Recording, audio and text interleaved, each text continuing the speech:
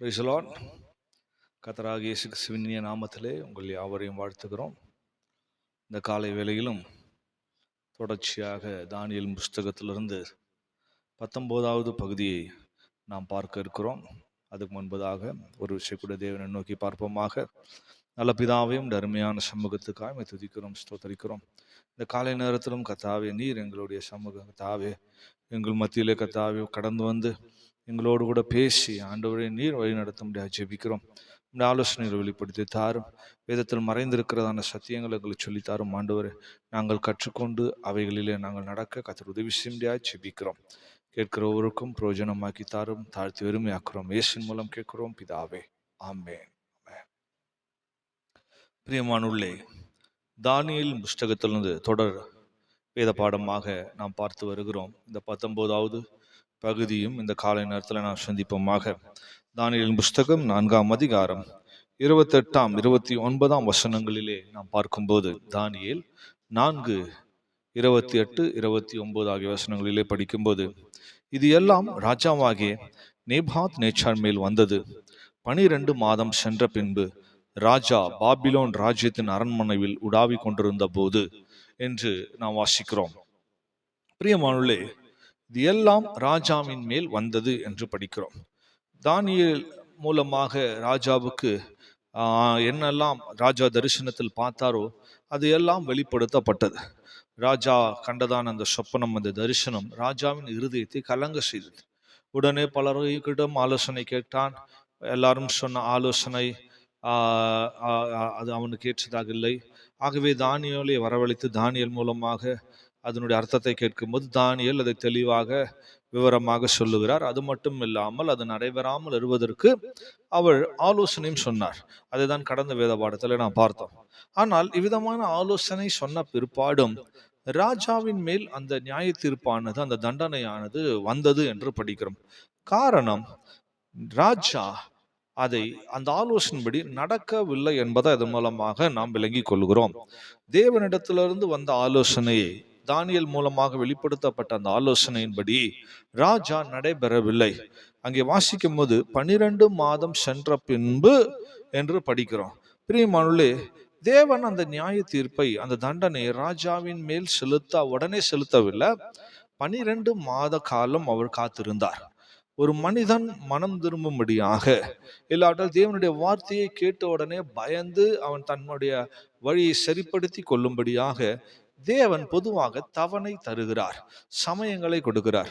அப்படி மனம் திரும்பாத பட்சத்தில் தான் தேவன் நியாய தீர்ப்பை செலுத்துகிறார். ஆகவே பிரியமானவர்களே, இங்கே நேபாத் நேச்சார் மேல் அவன் கண்டதான அந்த தரிசனத்தில் உண்டான அந்த நியாய தீர்ப்புகள் உடனடியாக அவன் மேல் வரவில்லை. 12 மாத காலம் தேவன் அவனுக்கு சமயம் கொடுத்தார். அவன் தன்னை மனம் திரும்பி கொள்ளும்படியாக, அவனுடைய வழிகளை சரிப்படுத்தி கொள்ளும்படியாக, நீதியை செய்யும்படியாக, தரித்திரர்கள் மேல், எளிமையானவர்கள் மேல் இரக்கம் காட்டும்படியாக 12 மாதம் அவனுக்கு தவணை தரப்பட்டது. ஆனாலும் ராஜா அதை செய்யாத பட்சத்தில், அவன் தேவனுடைய ஆலோசனையை நிறைவேற்றாத பட்சத்தில் தான் அவன் மேல் தண்டனை வருகிறது. தேவன் தண்டிக்கக்கூடியவராக இருக்கிறார். ஆகவேதான் தமிழில் கூட ஒரு பழமொழி உண்டு, அரசன் அன்று கொள்வான், தெய்வன் நின்று கொள்ளும் என்று. ஸோ தெய்வம் உடனடியாக எந்த மனுஷன் தண்டிக்கிறவர் அல்ல. அவர் பொறுமையாக அதை கையாளுகிறார், சமயங்களை கொடுக்கிறார். அவர்கள் அதை சரிப்படுத்தி கொள்ளாத பட்சத்தில் தான் தண்டனையை செலுத்துகிறார். ஆகவே எந்த ஒரு மனுஷனும் தேவன் உடனடியாக நியாயம் தீர்க்கிறது இல்லை. பிரியமானவர்களே, நாம் தியத்தீரா சபையை குறித்து வெளிப்படுத்தின விசேஷத்திலே வாசிக்கும் போது, வெளிப்படுத்தின விசேஷம் 2ஆம் அதிகாரம் 21ஆம் 22ஆம் வசனங்களிலே வாசிக்கும் போது, தியத்தீரா சபையை பார்த்து சொல்லும் போது அவள் மனம் திரும்பும்படியாக அவளுக்கு தவணை கொடுத்தேன். தன் வேசி மார்க்கத்தை விட்டு மனம் திரும்ப அவளுக்கு விருப்பம் இல்லை. இதோ நான் அவளை கட்டில் கிடையாக மாற்றுவேன் என்று சொல்லுகிறார். அதுக்கப்புறம் தான் மிகுந்த உபத்திரவங்கள் வழியாக கர்த்தர் நடத்துவேன் என்று சொல்லுகிறார். பிரியமானவர்களே, மனம் திரும்பும்படி தவணை கொடுத்தேன், ஆனாலும் அவள் மனம் திரும்ப விருப்பம் இல்லை. இதே தான் நேபுகாத் நேச்சார் ராஜாவுடைய ஜீவியத்தில் நடந்தது. 12 மாதம் ஆண்டவர் காத்திருந்தது. அவன் மனம் திரும்புவான், தன்னுடைய வழியை சரிப்படுத்தி கொள்வான் என்று கர்த்தர் காத்திருந்தார். சரிப்படுத்தி கொள்ளாத பட்சத்தில் தேவன் அவன் மேல் நியாய தீர்ப்பை செலுத்தினார். ஆகவே யோபின் புஸ்தகத்துல கூட வாசிக்கும் போது 22 அதிகாரம் 23 சொல்லுகிறது, நீ சர்வ வல்லவரிடத்தில் மனம் திரும்பினால் திரும்ப கட்டப்படுவீர். பிரியமானே, தேவனிடத்தில் ஒரு மனிதன் மனம் திரும்பும் போது தேவன் அவனை திரும்பி கட்டி எழுப்புகிறார், அவனை உயிர்ப்பிக்கிறார், அவனை புதுப்பிக்கிறார், அவனுடைய தலையை நிமிர செய்கிறார். சோ மனிதன் பலவிதமான போராட்டங்கள் வழியாக கஷ்டங்கள் வழியாக போகிறவனா இருந்தாலும் தன்னுடைய வழியை சரிப்படுத்தி கொள்ள வேணும், மனம் திரும்புதலுக்கு இடம் கொடுக்க வேணும். அப்போது தேவன் அவனை மறுபடியும் கட்டி எழுப்புவார். அதை நாம் விளங்கி கொள்ள வேணும். ஸோ எந்த மனுஷனும் உடனடியாக தேவன் தண்டிக்கிறவர் அல்ல. இன்னைக்கு சிலர் தண்டிக்கப்படும் போது, இல்லாவிட்டால் சிலர் தேவனால் சிட்சிக்கப்படும் போது உடனே நாம் ஆண்டவரை கேள்வி கேட்கிறோம். ஏன் ஆண்டவரே இன்னாருக்கு இப்படிப்பட்ட சிச்சை, ஏன் ஆண்டவர் இன்னாருக்கு இப்படிப்பட்ட தண்டனையை ஆண்டவர் அனுமதித்தீர் என்று சொல்லி கேள்விகளை கேட்கிறோம். பிரியமானே, எந்த மனிதனையும் ஆண்டவர் உடனடியாக தண்டிக்கிறவர் அல்ல. நேரம் கொடுக்கிறார், சமயங்களை கொடுக்கிறார். அவர்கள் அதை பிரயோஜனப்படுத்தி கொள்ளாத சந்தர்ப்பத்திலே தான் ஆண்டவர் நியாய தீர்ப்பை இல்லாத தண்டனையை சிச்சைகளை ஆண்டவர் அனுமதிக்கிறார். நம்முடைய வாழ்க்கையிலும் கூட அப்படிதான். தேவன் சிச்சைகளை தருகிறார் என்று சொன்னால் சமயங்களை கொடுக்கிறார். நாம் சரிப்படுத்தி கொள்ளாத போது தான் சிச்சைகளை தேவன் அனுமதிக்கக்கூடியவராக இருக்கிறார். காரணம், வேதத்துல வாசிக்கும் போது 2 பேதுரு 3 படிக்கிறோம், தாமதிக்கிறார் என்று சிலர் எண்ணுகிறபடி கர்த்தர் தமது வாக்குத்தத்தத்தை குறித்து தாமதமாயிராமல் ஒருவரும் கெட்டு போகாமல் எல்லாரும் மனம் திரும்ப வேணும் என்று விரும்பி நம்மேல் நீடிய பொறுமை உள்ளவராக இருக்கிறார் என்று படிக்கிறோம். பிரியமானே, நன்றாய் கவனியுங்கள். ஆண்டவர் நீடிய பொறுமை உள்ளவராக இருக்கிறார். ஒவ்வொருவரும் கெட்டு போகாமல் மனம் திரும்ப வேணும் என்று சொல்லிதான் ஆண்டவர் பொறுமையாய் காத்திருக்கிறாராம். அவ ஆண்டவருடைய பொறுமையை பாருங்கள். அவர் எவ்வளவு பொறுமையா காத்திருக்கிறார். அதுக்கப்புறம் தான் அவர்கள் மேல் அந்த சிச்சையோ தண்டனையோ நியாய தீர்ப்பையோ ஆண்டவர் வரவழைக்கிறார். இங்கே நேபாத் நேச்சாருடைய வாழ்க்கையில பார்க்கும்போது 12 மாத காலம் அவனுக்கு நேரம், சமயம், சந்தர்ப்பங்களை கொடுத்தார். ஆனால் அவன் மனம் திரும்பவில்லை. அதற்கு பிற்பாடுதான் அந்த நியாய தீர்ப்பு அவன் மேல வரக்கூடியதாக இருந்தது. 2வதாக தானியேல் 4 அதிகாரம் 30 படிக்கும் போது அந்த நேபாத் நேச்சார் ராஜா தன்னுடைய பாபிலோன் அரண்மனையினுள் மேல் உலாவி கொண்டிருந்தான் என்று சொல்லி படிக்கிறோம். அந்த உலாவி கொண்டிருந்த சந்தர்ப்பத்துல அவன் செய்கிற காரியத்தை நாம் பார்க்கும்போது 30 படிக்கும் போது, இது என் வல்லமையின் பராக்கிரமத்தினால் என் மகிமையின் பிரதாபத்துக்கென்று ராஜ்யத்துக்கு அரண்மனையாக நான் கட்டின மகா பாபிலோன் அல்லவா என்று சொன்னான் என்று பார்க்கிறோம். பிரியமானவர்களே, இங்கே பார்க்கும் போது அவன் இது என் வல்லமையின் பராக்கிரமத்தினால் என் மகிமையின் பிரதாபத்துக்கு என்று சொல்லுகிறான். அந்த இடத்துல அவன் தன் வல்லமை, தன்னுடைய மகிமை என்று சொல்லுகிறான். அவனுடைய வல்லமை, அவனுடைய மகிமை என்று பேசுகிறான். கர்த்தரை உயர்த்த வேண்டிய ஒரு ராஜா, இவைகள் தேவனால் உண்டானது என்று சொல்ல வேண்டிய ஒரு ராஜா தன்னுடைய அந்த மகிமையும் வல்லமையும் தனக்கென்று எடுத்துக் கொள்கிறான். தானியேல் 2 அதிகாரம் 37 தானியேல் ராஜாவிடத்தில் இப்படி சொல்லியிருக்கிறார். 37 வாசிக்கும் போது, ராஜாவே, நீ ராஜாதி ராஜாவா இருக்கிறீர். பரலோகத்தின் தேவன் உமக்கு ராஜரீகத்தையும் பராக்கிரமத்தையும் வல்லமையையும் மகிமையும் அருளினார் என்று பார்க்கிறோம். ஸோ தேவன் தான் இவை பராக்கிரமம், வல்லமை, மகிமை எல்லாம் தந்தார் என்று அன்றைக்கு தானியேல் மூலமாக ராஜாவுக்கு சொல்லப்பட்டது. ஸோ இவ்விதமாக சொல்லப்பட்ட போதிலும் ராஜா இது தேவனால் உண்டான மகிமை, இது தேவனால் உண்டான வல்லமை என்று சொல்லி தேவனை உயர்த்தாமல் தன்னுடைய மகிமை, தன்னுடைய வல்லமை என்று சொல்லிக் கொள்ளுகிறான். பிரியமானவர்களே, சங்கீதக்காரன் சொல்லும் போது 29 சங்கீதம் முதல் 2 வசனங்களை வாசிக்கும் போது, தேவபுத்திரரே, கர்த்தருக்கு மகிமையும் வல்லமையும் செலுத்துங்கள், கர்த்தருக்கே அதை செலுத்துங்கள், கர்த்தருடைய நாமத்துக்குரிய மகிமை அவருக்கு செலுத்துங்கள், பரிசுத்த அலங்காரத்துடைய கர்த்தரை தொழுது கொள்ளுங்கள் என்று சொல்லுகிறார். தேவனுக்கு செலுத்த வேண்டிய மகிமை, வல்லமையை தேவனுக்கு செலுத்த வேண்டும். இங்கே பாருங்கள், ஒரு ராஜா தாவீது அவன் சொல்லும் போது தேவனுக்கு அதை செலுத்துங்கள், கர்த்தருக்கே அதை செலுத்துங்கள், கர்த்தருக்கே அது உரியது என்று சொல்லுகிறார். இந்த பக்கம் நேபாத் நேச்சார் ராஜா சொல்லும் போது என் மகிமை, என் வல்லமை என்று தன்னுடைய மகிமை, தன்னுடைய வல்லமை என்று தன்னுடைய சுயத்தினுடைய பகுதியை உயர்த்தக்கூடியவராக இருக்கிறார். பிரியமானவர்களே, மல்கியாவின் புஸ்தகம் 2 அதிகாரம் 2 வாசிக்கும் போது, நீங்கள் கேளாமலும் என் நாமத்துக்கு மகிமையை செலுத்தும்படி இதை சிந்தியாமலும் இருந்தால் நான் உங்களுக்குள்ளே சாபத்தை அனுப்பி உங்கள் ஆசீர்வாதங்களையும் சாபமாக்குவேன். ஆம், நீங்கள் அதை சிந்தியாமற் போனதினால் அவைகளை சபித்தேன் என்று சேனைகளின் கர்த்தர் சொல்லுகிறார் என்று பார்க்கிறோம். ஸோ மல்கியாவின் புஸ்தகத்துல சொல்லுகிறார், உங்களுடைய ஆசீர்வாதங்களை கூட நான் சாபமா மாற்றுவேன். காரணம், என் நாமத்துக்கு மகிமை செலுத்தும்படி நீங்கள் சிந்திப்பது கூட கிடையாது. அதை அவங்க மனதில் கூட கொண்டு வருவதில்லை. நீங்கள் மனதில் கூட சிந்திப்பதில்லை. அதனால நான் உங்களுக்கு ஆசீர்வாதங்களுக்கு பதிலாக சாபத்தை கொடுப்பேன் என்று சொல்லுவேன். இன்னைக்கு பலருடைய ஜீவியங்கள் ஆசீர்வாதத்திற்கு பதிலாக சாபங்கள் காணப்படுவதற்கு காரணம், இன்னைக்கு அநேகருடைய குடும்பங்களின் மேல் சாபம் காணப்படுவதற்கு காரணம், பிரியமானவர்களே, கர்த்தருக்கு செலுத்த வேண்டிய மகிமைய வல்லமை கனத்தை நாம் அவருக்கு செலுத்தாமல் இருப்பதுதான். அவருக்கு செலுத்த வேணும் என்கிற சிந்தை கூட நமக்கு சிலருக்கு வரவதில்லை, பிரியமானவர்களே. ஆகவே அவருக்கு செலுத்த வேண்டியதை நாம் அவருக்கு செலுத்த வேண்டும். வெளிப்படுத்தல் 4:11 வாசிக்கும் போது, கர்த்தாவே தேவை மகிமையும் கனத்தையும் வல்லமையும் பெற்றுக்கொள்வதற்கு பாத்திரரா இருக்கிறீர் என்று சொல்லப்படுற. ஸோ மகிமைய கனத்த வல்லமையெல்லாம் பெற்றுக்கொள்வதற்கு பாத்திரரா இருக்கக்கூடியவர் தேவன் ஒருவரே. ஸோ தேவனுக்கு மட்டும்தான் செலுத்த முடியும். அதை நம் மனுஷர்களுக்கு கூட செலுத்தக்கூடாது, நமக்கென்று எடுத்தும் கொள்ளவும் கூடாது. ஆகவே அவருக்கு செலுத்த வேண்டியதை, அந்த கனத்தை மகிமையை நாம் அவருக்கு செலுத்துகிறவர்களா இருக்க வேண்டும். எரேமியா புஸ்தகத்தில் வாசிக்கும் போது 13ஆம் அதிகாரம் 15ஆம் வசனத்தில் 15, 16 ஆகிய வசனங்களை வாசிக்கும் போது எரேமியா தீர்க்கதரிசி இன்னும் தெளிவாக சொல்கிறார், நீங்கள் செவி கொடுத்து கேளுங்கள், மேட்டிமையாய் இராதேயுங்கள். கர்த்தர் விளம்பினார், அவர் அந்தகாரத்தை வரப்பண்ணுவதற்கு முன்னும் இருண்ட மலைகளில் உங்கள் கால்கள் இடறுவதற்கு முன்னும் நீங்கள் வெளிச்சத்துக்கு காத்திருக்கும் போது அவர் அதை அந்தகாரமும் காரிருளாக மாற பண்ணுவதற்கு முன்னும் உங்கள் தேவனாகி கர்த்தருக்கு மகிமையை செலுத்துங்கள் என்று சொல்லுகிறார். பாருங்க, மேட்டிமையா இருக்காதீங்க, பெருமையா இருக்காதீங்க. அந்தகாரம் வருவதற்கு முன்பு, இருண்ட மலைகளில் உங்கள் கால்கள் இடறுகிறதற்கு முன்பு, வெளிச்சத்துக்கு காத்திருக்கும் போது அந்தகாரமும் காரிருளும் வருவதற்கு முன்பு கர்த்தருக்கே மகிமை செலுத்திடுங்க. பிரியமானே, சொல்வது அர்த்தம் என்ன? இருள் பூமியை மூடும் என்று சொல்லப்பட்டிருக்கு. இருள் என்று சொல்லும் போது அந்தி கிறிஸ்துவனுடைய காலகட்டம், உபத்திரவ காலகட்டமாக இருக்கு. ஸோ இந்த காலகட்டம் வருவதற்கு முன்பதாக, உபத்திரவ காலகட்டம் வருவதற்கு முன்பதாக, அந்தி கிறிஸ்துவனுடைய ஆளுகை வருவதற்கு முன்பதாக, கர்த்தருடைய வருகைக்கு முன்பதாக கர்த்தருக்கே மகிமையை செலுத்தி விடுங்கள் என்று சொல்லுங்க. பிரியமானவர்களே, நாம் தேவனுக்கு மகிமை செலுத்த வேணும். காலம் போன போக்கில் அதுக்கப்புறம் மகிமை செலுத்தணும், கர்த்தருக்கு வல்லமை செலுத்தணும், கனத்தை செலுத்தணும் என்று நினைத்தால் அது முடியாது. இருள் பூமியை மூடிவிடும், காரிருள் ஜனங்களை மூடிவிடுமா. பிரியமானவர்களே, ஆகவே கர்த்தருடைய மகிமையை நாள்தோறும் செலுத்துகிறவர்கள், கர்த்தருக்கு கனத்தை செலுத்துகிறவர்கள் மேல்தான் கர்த்தருடைய வெளிச்சம் உதிக்கும். அவர்கள் தான் கர்த்தருடைய வெளிச்சத்தில் நடப்பார்கள்.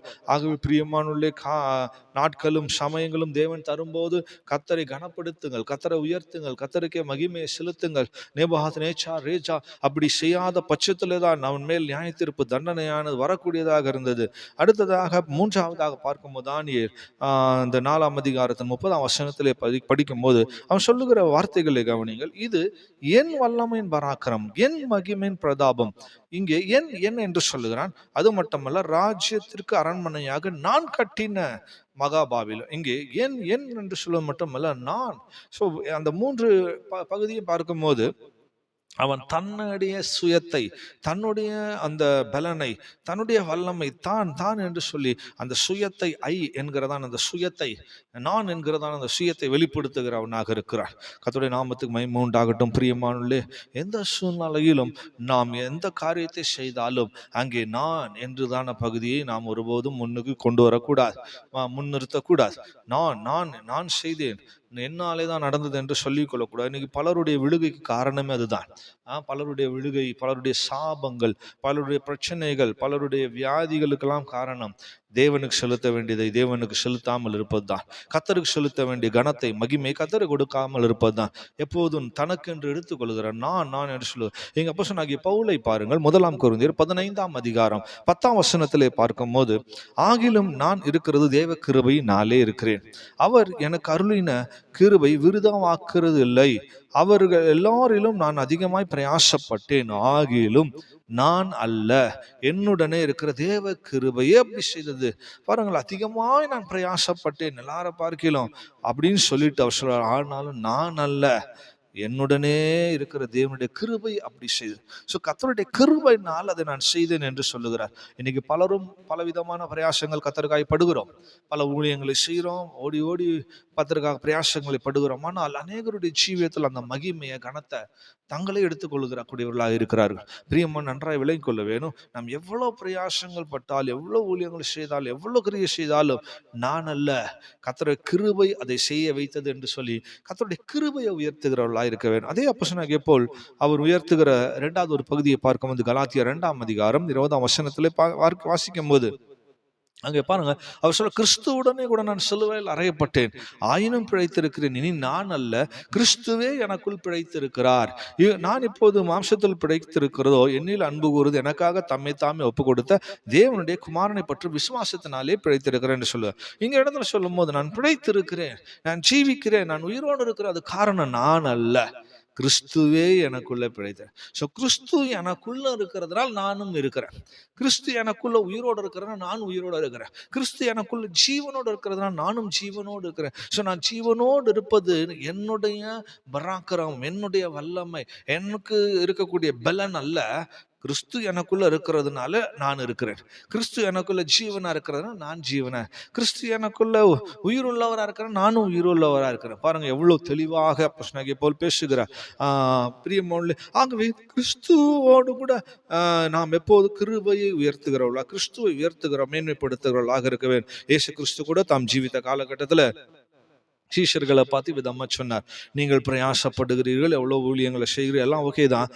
லூக்கா சுவிசேஷம் 17ஆம் அதிகாரம் 10ஆம் வசனத்திலே வாசிக்கும் போது, அப்படியே நீங்களும் உங்களுக்கு கட்டளையிடப்பட்ட யாவற்றையும் செய்த பின்பு நாங்கள் அப்பிரயோஜனமான ஊழியக்காரர், செய்ய வேண்டிய கடமையை மாத்திரம் செய்தோம் என்று சொல்லுங்கள் என்கிறார்.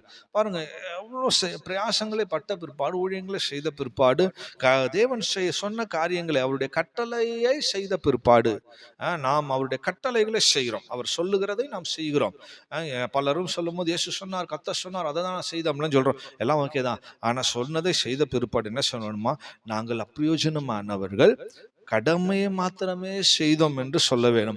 கடமை தான், கர்த்தர் எங்ககிட்ட கொடுத்த கடமையை செய்தோம், அதுக்கு மேல நாங்கள் எங்களுடைய பராக்கிரமத்தை வைத்தோ, வல்லமையை வைத்தோ, கிருபை வைத்தோ ஒன்றும் செய்யல, கர்த்தர் தந்த கடமையை செய்தோம் என்று சொல்லுவார். பிரியமானவர்களே, கடமையை செய்யும்படியாக நாம் ஏற்படுத்தப்பட்டிருக்கிறோம். நாம் செய்கிற கர்த்தருக்காக பிரயாசப்படுகிற ஒவ்வொரு பிரயாசமும், கர்த்தருக்காக செய்கிற ஒவ்வொரு கிரியைகளும் தேவன் நம்ம கொடுத்த கட்டளை, இல்லாவிட்டால் தேவன் நமக்கு தந்த கடமை. ஆகவேதான் அப்போஸ்தலனாகிய பவுல் 1 கொரிந்தியர் 9:16 சொல்லும் போது, சுவிசேஷத்தை நான் பிரசங்கித்து வந்தும் மேன்மை பாராட்ட எனக்கு இடமில்லை, அது என் மேல் விழுந்த கடமையாக இருக்கிறது. சுவிசேஷத்தை நான் பிரசங்கியாது இருந்தால் எனக்கு ஐயோ என்று சொல்லுகிறார். சுவிசேஷத்தை அறிவிப்பது என் மேல் விழுந்த கடமை, அதுல நான் மேன்மை பாராட்ட ஒண்ணுமே இல்லைன்னு சொல்லுகிறார். பாருங்கள், தேவன் தந்த ஊழியங்களை செய்கிற ஒவ்வொரு தேவனுடைய பிள்ளைகள் கவனத்துல வைத்துக் கொள்ளுங்க. நீங்க செய்யறதான ஊழியம், நீங்கள் சொல்லுகிற சாட்சி, நீங்க சொல்லுகிற சுவிசேஷங்கள் தேவன் நமக்கு கொடுத்த கடமை, அதை நாம் செய்கிறோம். அதுல மேன்மை பாராட்டி கொண்டிருக்கூடாது. இத்தனை பேருக்கு மத்தியிலே கர்த்தர் எனக்கு ஊழியம் செய்ய கிருபை தந்தார், இத்தனை பேருக்கு நான் பிரசங்கித்தேன், இத்தனை பேர் சத்தியத்துக்குள்ள வழி நடத்தினேன், இத்தனை பேருக்கு சுவிசேஷத்தை அறிவித்தேன், இத்தனை பேருக்கு ஞானஸ்தானத்தை கொடுத்தேன், இத்தனை பேர் என்ன மூலமாக அபிஷேகம் பெற்றார், இத்தனை பேர் என் மூலமாக விடுதலை பெற்றார்கள், சுகம் பெற்றார்கள், இப்படி என்று சொல்லி தாங்களே இன்னைக்கு அநேகர் பறைசாட்சி கொள்ளுகிறார்கள், உயர்த்தி கொள்ளுகிறார்கள். நன்றாக விலை கொள்ளுங்கள். அப்போஸ்தலனாகிய பவுல் அவர் சொல்ற, மேன்மை பாராட்ட எனக்கு ஒரு இடமும் கிடையாது, வெறும் நான் கடமையை செய்தேன். அதனால அந்த கடமை, தேவன் எனக்கு சுவிசேஷத்தை அறிவிக்கும்படி கட்டளை கொடுத்திருக்கிறார், அந்த கடமையை தந்திருக்கிறார், அதை நான் செய்தேன். பிரசங்கியின் புஸ்தகம் 12ஆம் அதிகாரம் 13ஆம் வசனத்திலே வாசிக்கும் போது, காரியத்தின் கடைத்தொகையை கேட்பமாக தேவனுக்கு பயந்து அவர் கற்பனைகளை கைக்கொள்ள எல்லா மனுஷன் மேலும் விழுந்த கடமை இதுவே என்று சொல்லப்படுற. அங்கே ஞானி சொல்றார், அவருடைய கற்பனை கை கொள்வது எல்லா மனுஷர் மேலும் விழுந்த கடமையா. ஆகவே பிரியமானவர்களே, நாம் வெறும் சொல்லுகிறவர்களாக, சுவிசேஷத்தை பிரசங்கிக்கிறவர்களாக மட்டுமல்ல, அவருடைய வார்த்தைகளை கை கொள்வதும் நம் மேல் விழுந்த கடமை. ஸோ தேவனுடைய பிள்ளைகளாகிய நாம், கிறிஸ்தவர்களாக இருக்கக்கூடிய நாம், தேவன் நம்ம கொடுத்த கடமையை நாம் நிறைவேற்றுவேன். அப்போ மற்றவர்கள் சுவிசேஷம் சொல்லுகிற ஒரு கடமை இருக்கிறது, அது உண்மைதான். இன்னைக்கு பலரும் அதை செய்கிறோம். ஆனால் இரண்டாவது அவருடைய கற்பனைகளை கைக்கொள்ள வேண்டும். அவருடைய வசனத்தின்படி நாம் ஜீவிக்க வேண்டும். அவருடைய வசனத்தின்படி நாம் ஜீவிப்பதே நம்மேல் விழுந்த ஒரு கடமையாக. ஸோ இந்த கடமையை கூட நாம் நிறைவேற்றுகளாக இருக்க வேணும். பிரியமானே, தேவன் நமக்கு தந்திருக்கிறதான கிருபையை, தேவன் நமக்கு தந்ததான அந்த மகிமை, மேன்மை எல்லாவற்றையும் கர்த்தருக்கே நாம் கொடுக்க வேண்டும். கர்த்தரை உயர்த்த வேண்டும். கர்த்தருக்கு கனத்தை செலுத்த வேண்டும். ஆகவே இன்னைக்கு பலரும் தங்களுக்கு தாங்களே எடுத்துக்கொண்டு, தங்களை மேன்மை பாராட்டி கொண்டு, தங்களை மகிமைப்படுத்தி கொண்டு, தேவனுக்கு செலுத்த வேண்டியதை செலுத்தாமல் இருக்கிற அப்படின்னால்தான் பலருக்கும் ஆசீர்வாதத்துக்கு பதிலாக சாபம் உண்டாகிறது. வேதம் சொல்லுகிறது, என்னை கனம் பண்ணுகிறவர்களை நானும் கனம் பண்ணேன். ஸோ தேவனை ஒரு மனிதன் கனம் பண்ணி ஜீவிக்கும் போது, தேவனுக்கே மகிமையை செலுத்தி ஜீவிக்கும் போது, தேவன் அவர்களை கனம் பண்ணுகிறார், மகிமைப்படுத்துகிறார், உயர்த்துகிறார். ஆகவே கர்த்தரால் உயர்த்தப்பட்டு ஆசீர்வதிக்கப்படும்படியாக தேவன் நம்ம ஏற்படுத்தியிருக்கிறார்.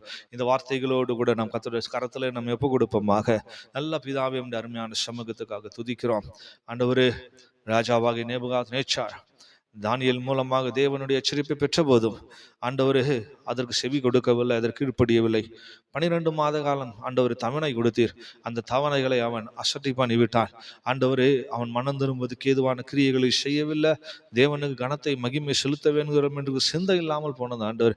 அது நிமித்தமாக தேவனுடைய கோபாக்கினை அவன் பெற்று அனுபவித்தான். அது மூலமாக தேவனுடைய சிக்ஷைகளை, தண்டனைகளை அனுபவிக்க வேண்டியதாக இருந்தது. அதுபோல இந்த நாட்களிலும் கூட ஆண்டவரே, பலருக்கும் தேவன் தவணை கொடுக்கிறீர், சமயங்களை கொடுக்கிறீர், மனம் திரும்பும்படியாக வாய்ப்புகளை கொடுக்கிறீர். ஆனால் அப்படிப்பட்டதான சூழ்நிலைகளை பயன்படுத்தி கொள்ளாதவர்களை தான் ஆண்டவர் சிட்சிக்கிறீர், தண்டிக்கிறீர். ஆண்டவரே, உடைய நியாயத்தீர்ப்பை செலுத்துகிறீர்.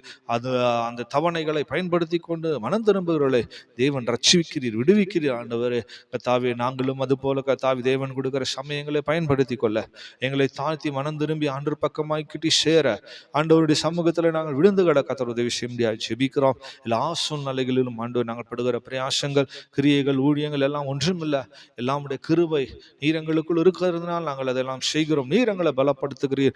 ஆண்டவரே, அப்போ பவுல் சொல்கிறது போல், என்னை பலப்படுகிற கிறிஸ்துவினால் எல்லாவற்றையும் செய்ய எனக்கு பலன் உண்டு சொல்கிறது போல், நாங்களும் அவ்விதமாக கர்த்தரை மாத்திரமே உயர்த்தி ஆண்டவரே ஊழியங்களை செய்ய, பிரயாசங்களை பட கர்த்தாவே உதவி செய்ய முடியாது ஜெபிக்கிறோம். கேட்டதான் நம்முடைய பிள்ளைகள் ஒவ்வொருவரையும் கூட ஆசீர்வதியும். இந்த வார்த்தைக்கும்படி தேவன் நடத்த முடியாது ஜெபிக்கிறோம், தாழ்த்துக்கிறோம். இயேசுவின் மூலமாக கேட்கிறோம் பிதாவே, ஆமென். கர்த்தராகிய இயேசு கிறிஸ்துவின் கிருபையும் பிதாவாகிய தேவனுடைய அன்பும் பரிசுத்தாவின் ஐக்கியமும் காவலும் நம்மோடும் சகல தேவனுடைய பிள்ளைகளோடும் கர்த்தராகிய இயேசு கிறிஸ்துவின் வருகை மட்டும் இருப்பதாக. ஆமென்.